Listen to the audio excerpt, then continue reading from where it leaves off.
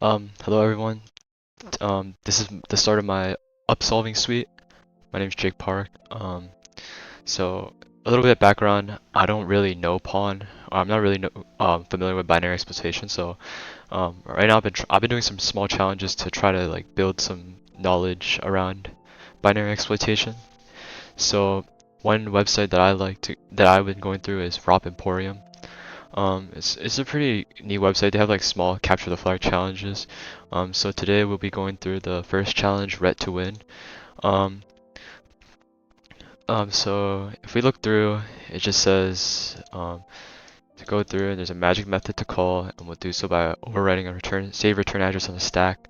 Certainly nothing that could be called a chain of any stretch of the imaginary. We've got to start somewhere.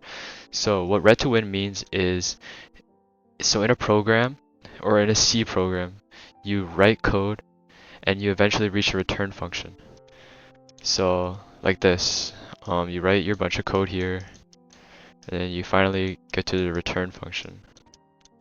Usually what this would do, this would lead to a, it'll just terminate the program. But however, what a ret2win is imagine we have our stack or a buffer, and we fill data here. But if the program is coded insecurely, what we can do is we can write our data, and we can overflow and control a register, which we can overflow that register and then control to another register that can allow us to control return and allow us to overwrite return and return to a different function. So for our ret2win, the first challenge, what we can do is we can just go to VS Code and we can just analyze our functions. So let's do gdb ret2win. So what we can do first is we can run it. Oh, oops. I seem to not be in the right ret2win.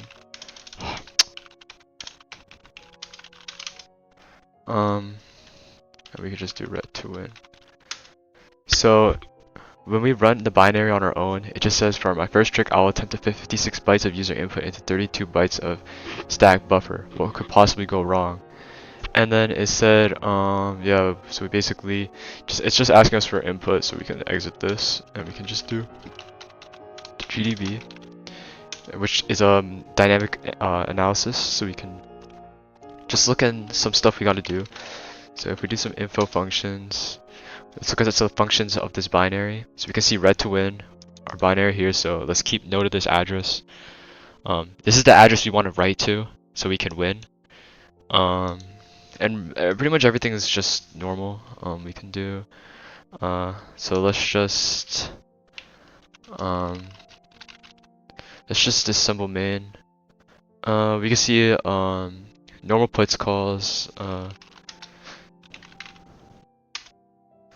and for here we can see that it's setting up the buffer with OS20, and then we set memset pull.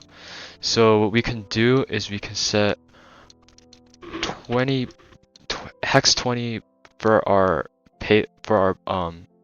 padding, but we also have to add by 8 in order to overwrite the register and control the other register so we can manipulate return.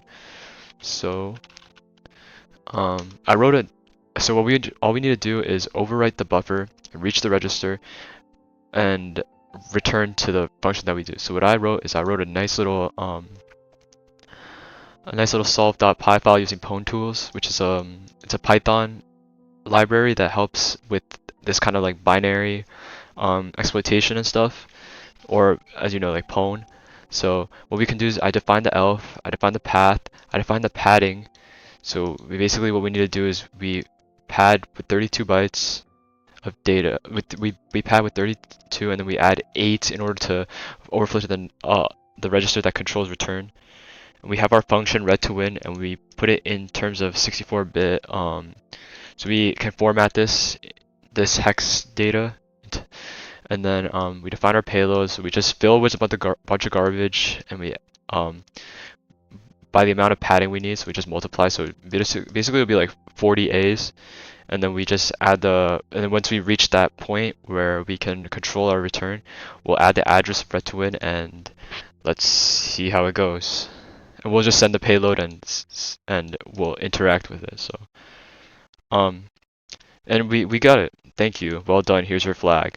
I'm not sure why the flag.txt didn't work. I'm pretty sure this code works. After I solved this, I went to compare this with other solves online, and I seem to have the exact same like process, but I have no idea why my flag.txt didn't work. Might be because of like the system and stuff. So yeah, ret2win.